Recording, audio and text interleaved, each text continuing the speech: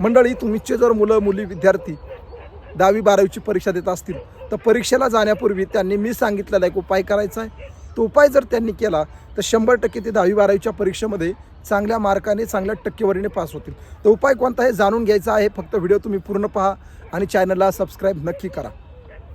मंडळी बघा, ज्या दिवशी तुम्ही परीक्षेला जात असाल, तुमचे विद्यार्थी किंवा तुमचे मुलं मुली परीक्षेला ज्या दिवशी जातात त्या दिवशी काय करायचं आहे, त्यांना तुम्ही ओवाळायचं आहे. जसं आपण भाऊबीजेला ओवाळतो किंवा दिवाळी पाडव्याला ओवाळतो, अगदी त्याचप्रमाणे त्यांना ओवाळायचं आहे. तुम्हाला माहिती आहे, पूर्वी युद्ध करायला जात असताना राजाची राणी राजाला ओवाळायची चांगल्या कामाला जाण्यासाठी. तर तुम्ही तसं ओवाळायचं आहे आणि दही आणि साखर तुमच्या मुलाला खाऊ घालायचं आहे.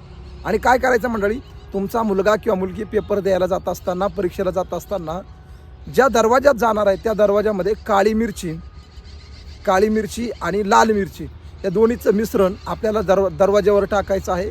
आणि त्या काळ्या मिरचीला त्या लाल मिरचीला ओलांडून किंवा तुडून तुमच्या मुलाला जायला सांगा. याने होईल काय, तुमच्या मुलावरला जेवढा काही दोष असेल तेवढा दोष उतरेल.